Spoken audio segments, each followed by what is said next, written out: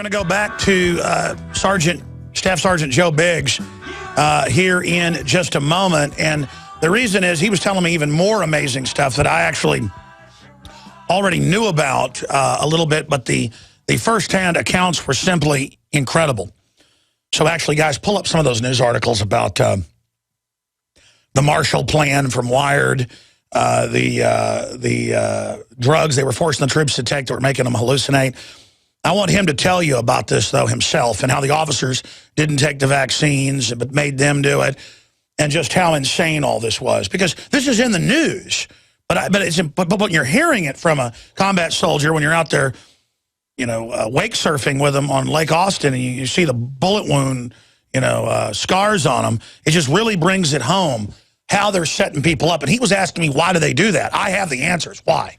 And so I'm going to break this down for all the troops listening to understand what's going on. And I know you'll get demoted if you don't take the Percocets when they order you to, but even when you're not even hurt, I mean, we're going to explain what this is all about. We're going to go to him just for about 10 minutes. Then an original, real Black Panther Party member, not the new racist groups the feds run, is going to be popping in because he called us today after seeing the MSNBC saying, I'm a deeply racist with no evidence. Larry Pinckney wants to talk for about 5 minutes about that. He's going to pop in and give us his quick take on that.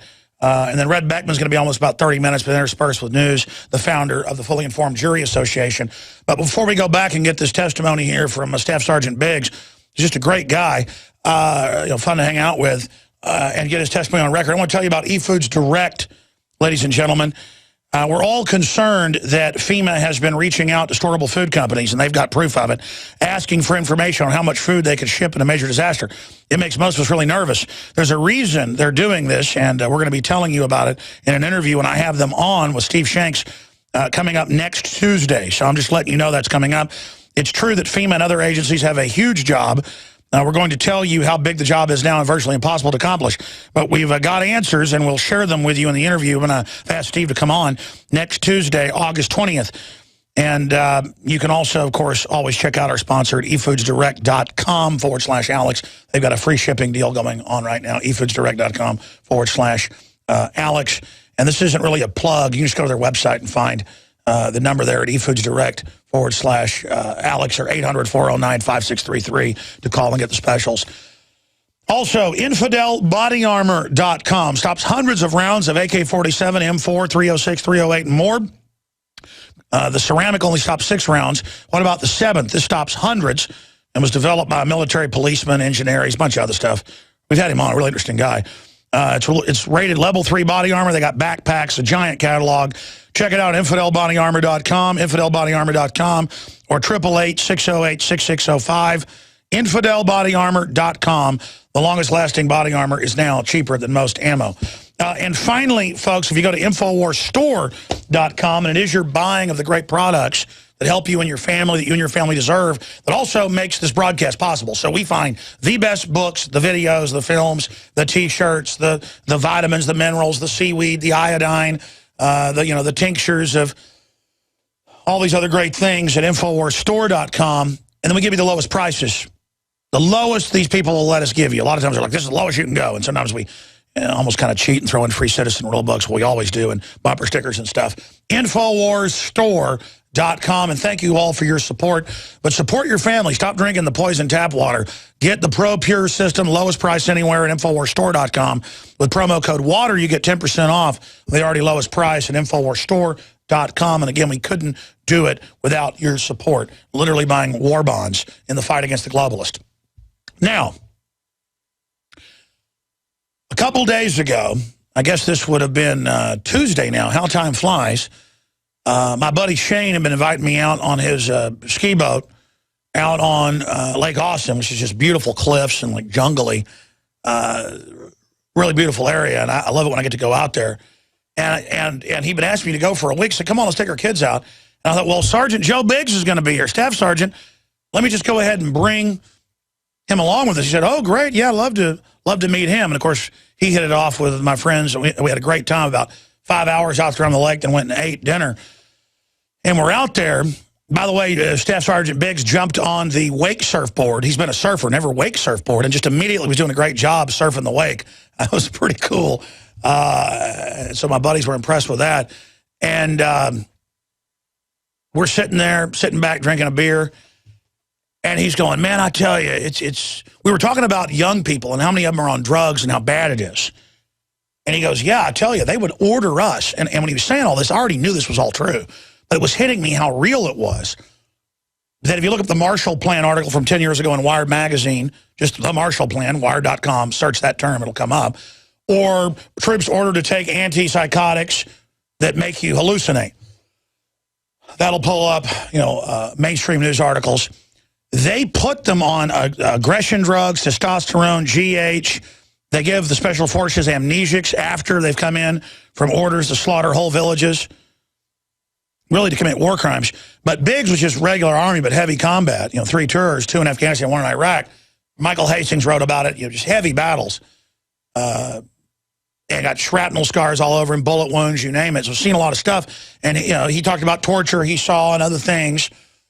And kind of said, well, quite frankly, they're trying to blow us up. What are they going to do? And that's not endorsing. It's just this is real life, ladies and gentlemen.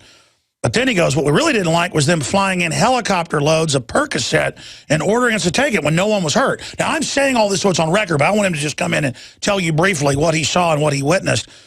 And then he asked me, why do they do that? And then a year later, they go, okay, now everybody's ordered to get off of them. You're going to be drug tested.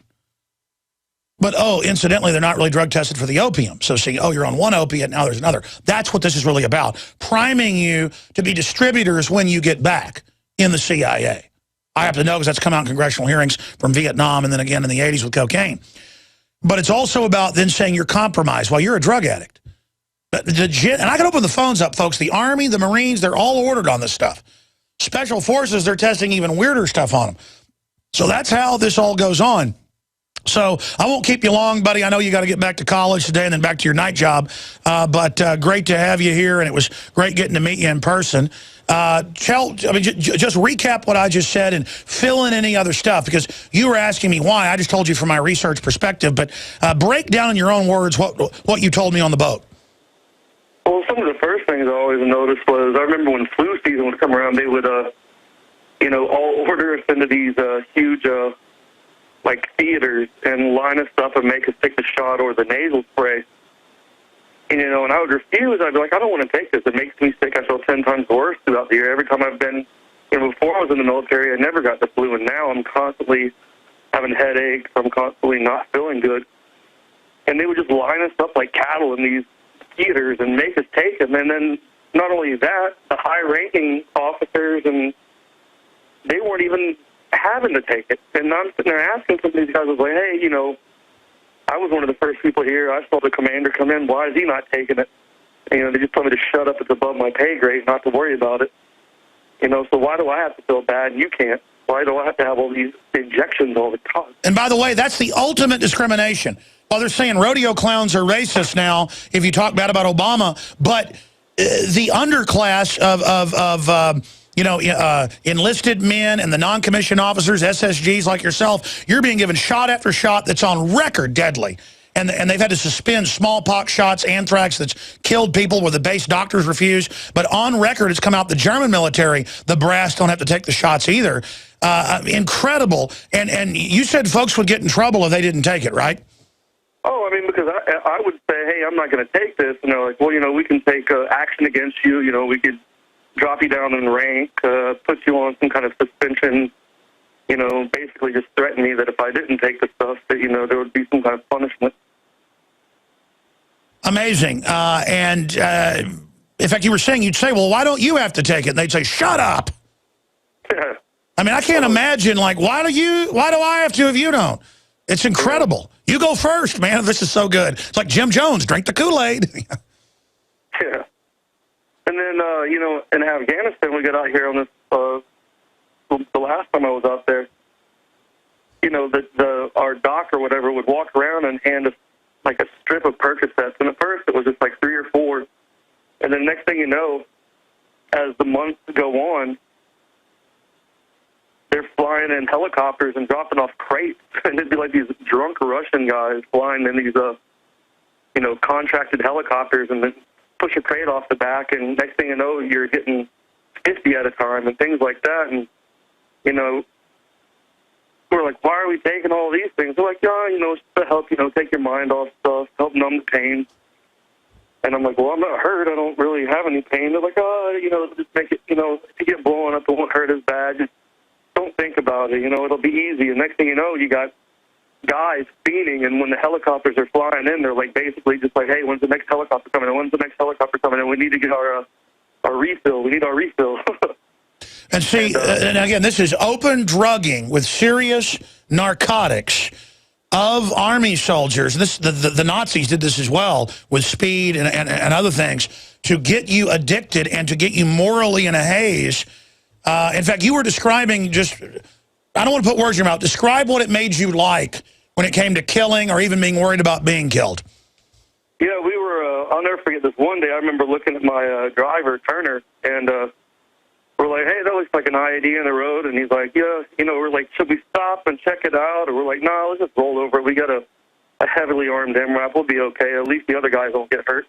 Like, we're not going to feel anything anyways. And, you were just kind of like, why even waste the time to get out? Let's just drive over it really quick and put an end to this. And so you guys literally were already being turned into biological robots. And by the way, I'm going to email you this, but I looked it up after I told you about it just from memory. The Pentagon said this is to make you like robots ahead of being replaced with real robots. So, I mean, does that make you angry that they would try to addict troops to hardcore narcotics? Definitely. Yeah. Definitely after what happened to one of my guys, because like I said, when it got to be, we're about a month out from leaving country, our commander was like, hey, you guys need to get off that stuff. We're going to start drug testing again, and you don't want to fail this. At this point, everyone's pretty much addicted. They're scratching their arms left and right. And, I mean, it got so bad that when we got back, we had a soldier try to go to the hospital to get a prescription for painkillers, and they told him no, they wasn't going to give him any. So what he did is he got a gun and shot himself in the leg to wound himself so he could go back to the hospital so he would get Percocet. And then the doctor just gave him Tylenol 3s and told him, hey, you have a serious drug problem. We need to give you some kind of mental evaluation. We need to do some testing and possibly some action to get you out of the military. Bingo. You just said it right there. Bingo. I've looked at it. The number one reason they say they're going to disarm troops is they've got it in your file that you were ordered. And this is pretty much everybody in the Army I've talked to in combat, or Marines, you name it. You were ordered to go on this, and then they have a record you were on this, or you fail a drug test, and then now they can take your right to own guns away or give you a dishonorable discharge or make you go to a psychological evaluation to then strip your rights there. So, I mean, is that chilling to know that the Pentagon was trying to set you up the whole time you were out there?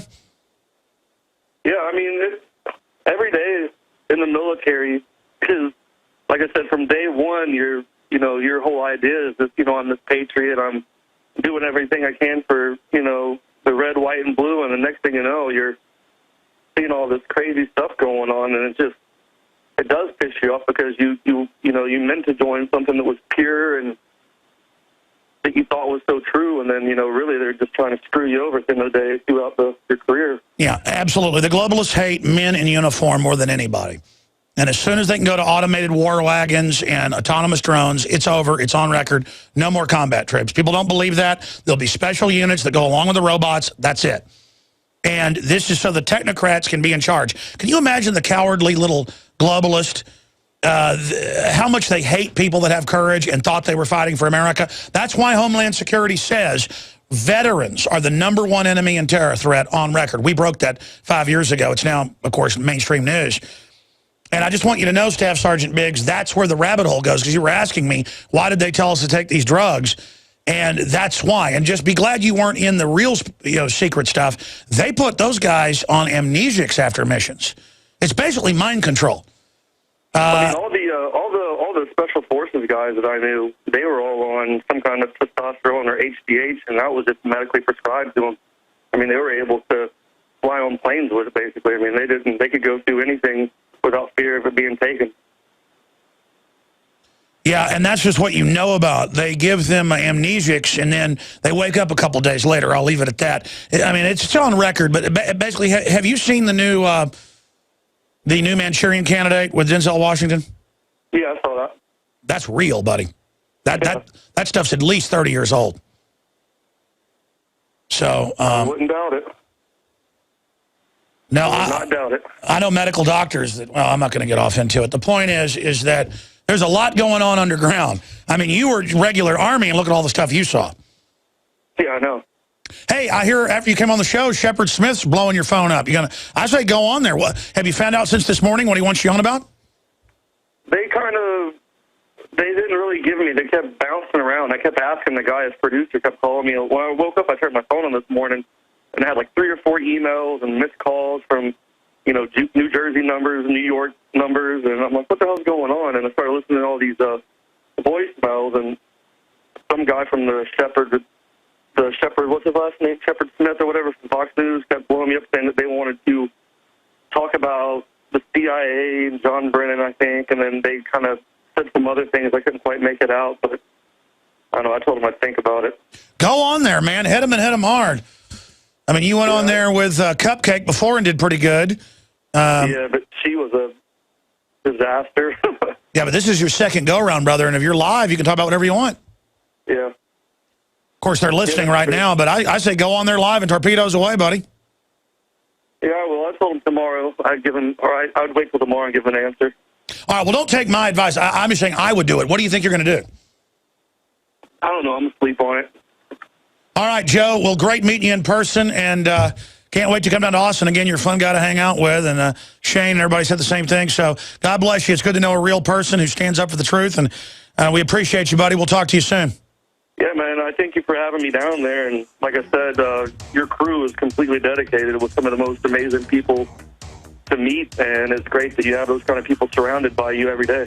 Yeah, we're blessed to have this wonderful crew, and we're blessed to have our great supporters and everybody out there that's on the team of Liberty. We're all in this together. All right, Joe, I'll say bye to you during the break. We'll be back with Larry Pinckney on MSNBC saying, I'm deeply racist and connected to bombers and the Easter Bunny. We'll be right back. Stay with us. Now you can watch Alex Jones live at Infowars.com/show. You'll find links to all of our content there and a free 15-day trial for Prison Planet TV. You can also browse the network, the InfoWars Nightly News, and over 60 movies and documentaries all together in one place. You can watch the Alex Jones radio show live as it happened. So check it out, Infowars.com/show.